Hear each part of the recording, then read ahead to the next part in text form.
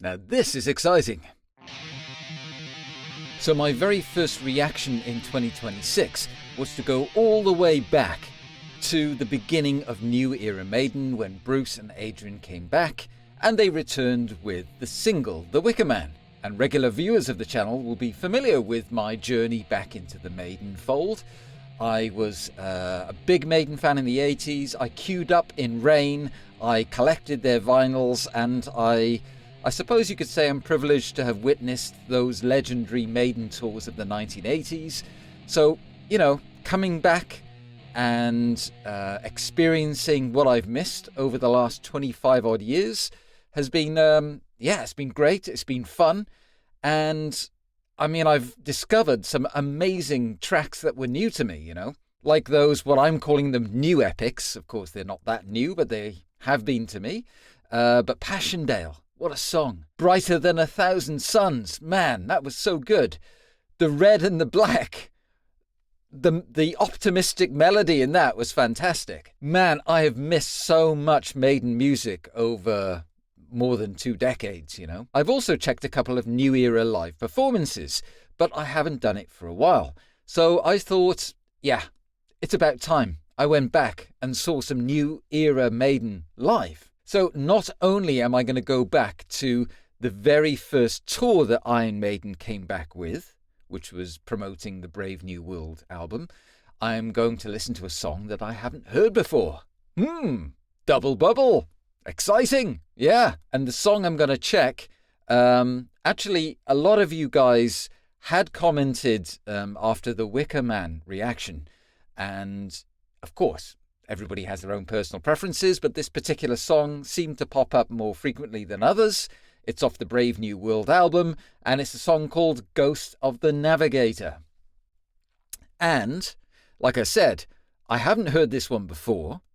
It's a live recording from the band's performance at the Rock in Rio Festival in 2001.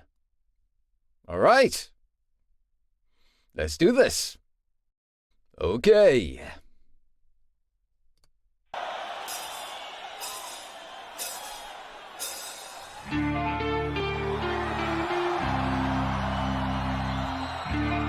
You've been navigating on the seas of life. You may meet this character. Was that Nico then? The Ghost of the Navigator. All right. I think it was, right? What the heck?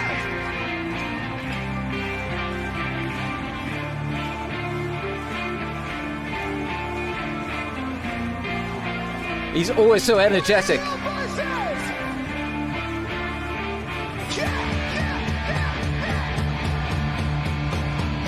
Oh, yes.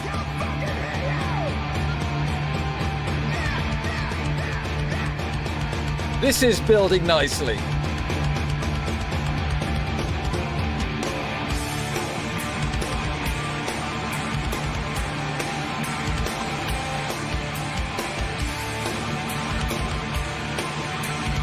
This tempo.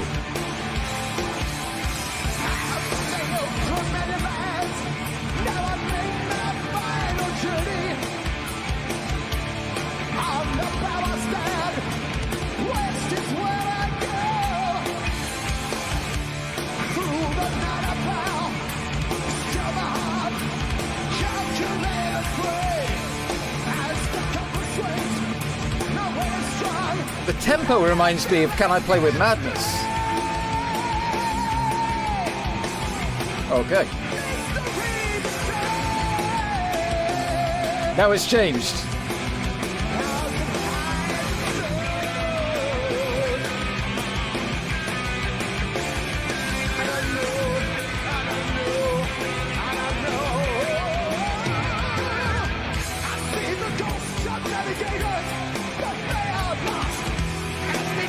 Okay. Melody and time change.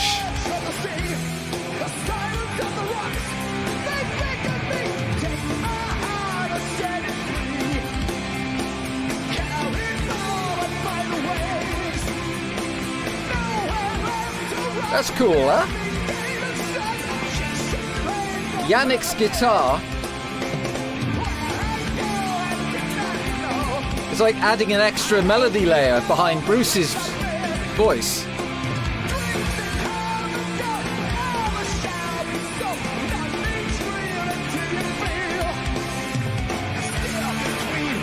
Harry.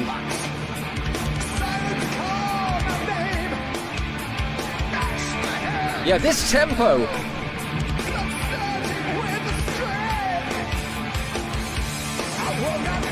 It's very Seven Son era, I think. You know what I mean?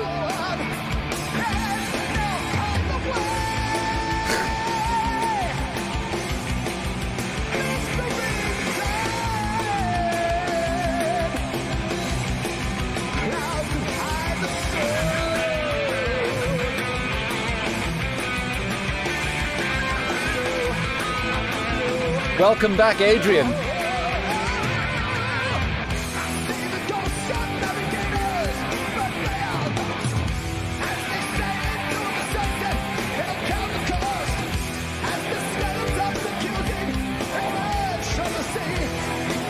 Is this a chorus or a pre-chorus?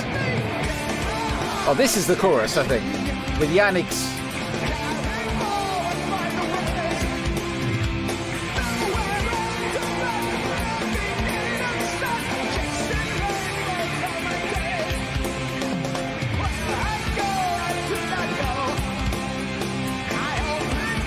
Steve Harris with his West Ham colours.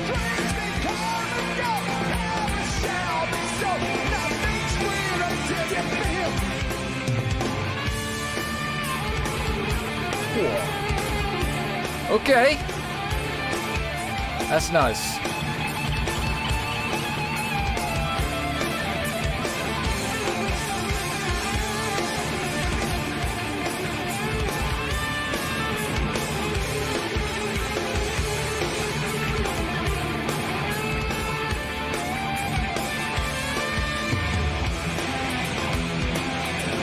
Oh, this is Maiden. This is so Maiden.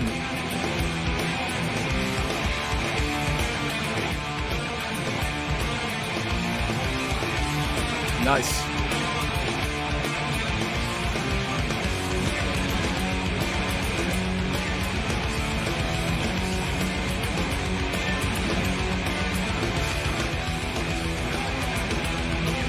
These notes, man.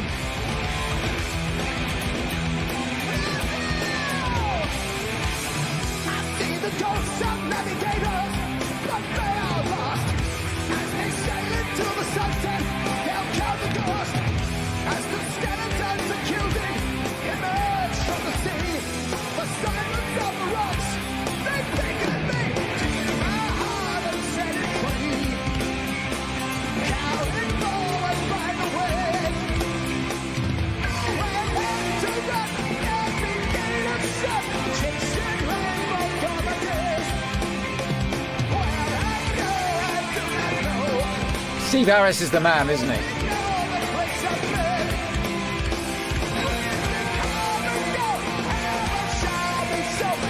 Bruce's trousers.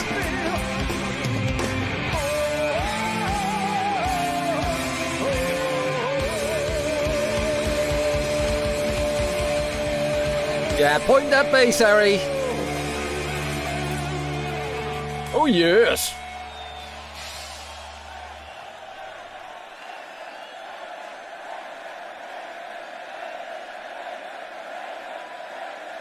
Whoa-hoy. That was cool, man. I've got to say,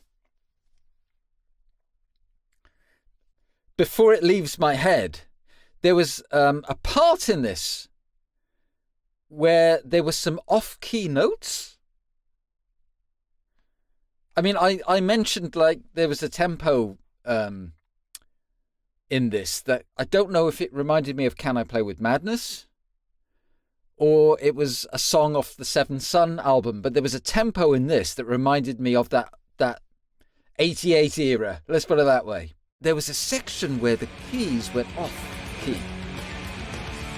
And that reminded me specifically of To Tame a Land, of Peace of Mind, which is one of my favourite songs. That's why I kind of went, oi, hello? To Tame a Land, yeah.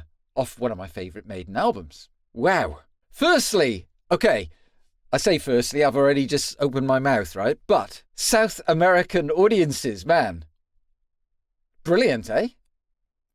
I would love to watch Maiden in Brazil or Argentina or Chile or, South America.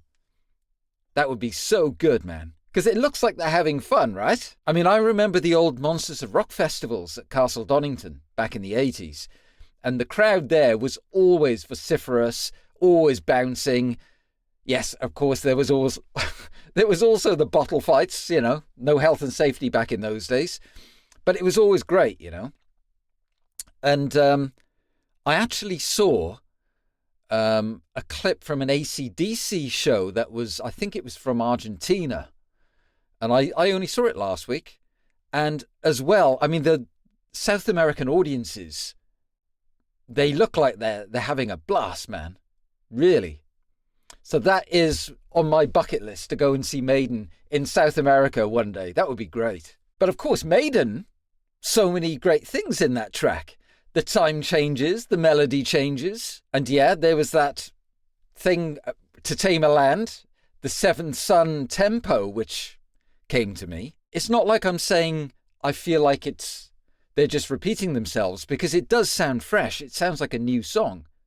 Of course, it was new when it came out, but you know what I mean. But it has a certain Maiden trademark behind it, It's like some Maiden songs have the Steve Harris gallop, right? You'll hear it in The Trooper or Run to the Hills. There's a gallop, right? And this has a tempo that reminded me of that late 80s era. On the subject of trademarks, I've got to say, it's nice to see Bruce not ditching the silly trousers. And the reason why I say the silly trousers, not long ago, I actually did a jovial look at some of his fashion statements throughout the 80s. If you fancy a chuckle, you can find it here. It's just a laugh, really. We all love Bruce, but his stage clothing, he's always taken it to a new level. But I don't know what happened to Bruce's trousers in this video, because it looks like they've gone through the shredder or something. I don't know. But, man, that was really good. It sounded like a Maiden song that could have come out of the 80s that I just missed. You know what I mean? And ultimately, when I listen to Maiden, I do want Maiden to sound like Maiden. Yeah, that's why we love them, right? Yeah, I enjoyed that. That was really good. And really good live as well. All right, up the irons.